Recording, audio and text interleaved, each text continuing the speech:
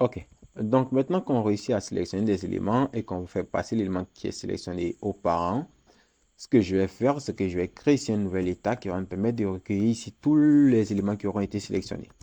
Donc je peux créer ici une nouvelle constante que je vais appeler élément coché, qui sera ici la liste des éléments cochés. Donc là, ce sera ici 7 éléments cochés. 7 éléments cochés. Là, ce sera ici égal à useState. Et pour le moment, on dira qu'on aura 0 élément coché, donc on mettra ici un tableau vide pour le moment. Donc initialement, on n'aura aucun élément qui aura été coché. Donc là, toi, tu retiens au niveau ici des états. Toi, la fonction, tu descends un petit peu. Donc, première chose, lorsqu'on clique ici sur un élément, on doit d'abord s'assurer qu'il existe ou qu'il a été coché ou qu'il a été décoché. Donc, on peut créer une nouvelle constante qu'on va appeler ici current index. Ou alors current element index. Donc, la vraie fonction que je voulais, le vrai nom, ça devait être l'index de l'élément qui se trouve dans les éléments cochés. Mais puisque je vais gagner ici en lisibilité, je vais l'appeler current index tout simplement. Donc là, on essaiera de récupérer ici l'index de l'élément si jamais il existe ici dans les éléments qui auront été cochés. Donc là, on prendra ici élément coché, point. Et là, on prendra ici index of pour récupérer ici l'index de l'élément. Et là, index of free. Et là, on fera ici une condition en fonction ici du résultat. Donc, c'est current index, c'est égal à -1. Cela veut dire que l'élément n'existe pas.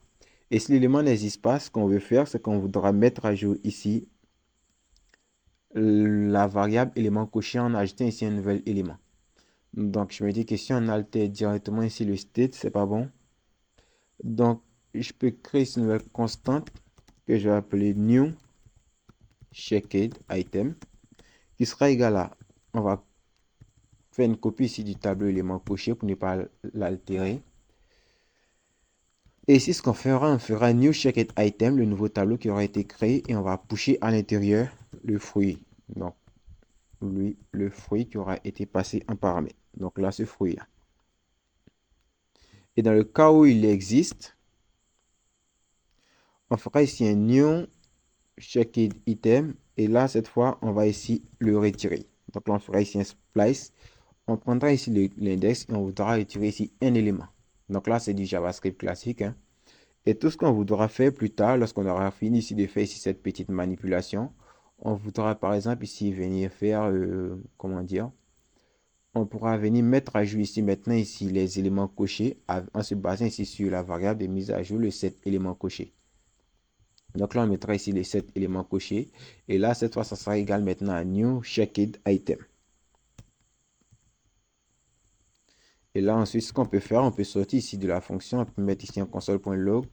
Et ici, on peut mettre ici un console.log des éléments cochés pour voir les éléments qui ont été cochés si ils vont bel et bien dans cette constante qu'on a créée ou dans cet état qu'on a créé. Donc, initialement, on voit qu'on a ici un double rendu avec des array vide. Donc, si par exemple, je coche ici pomme granny, je vois que j'ai pomme granny qui est coché. Mais là, ça se répète 2 fois à cause du système de React. Mais plutôt, on va gérer ça.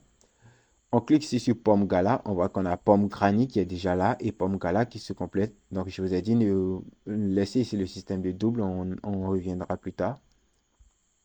Si on clique maintenant sur pomme red delicious, on a ici pomme granny 6, pomme gala, pomme red delicious qui est là.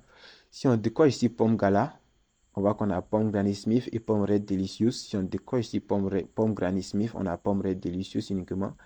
Et si on décoche tout, on a tout décoché. Donc là, on a réussi à gérer correctement les éléments que l'utilisateur aura coché. Donc là, on réussit à récupérer les éléments qu'il aura totalement coché. Donc là, je peux venir enlever ici ce console.log puisque ça, cette partie, c'est bon.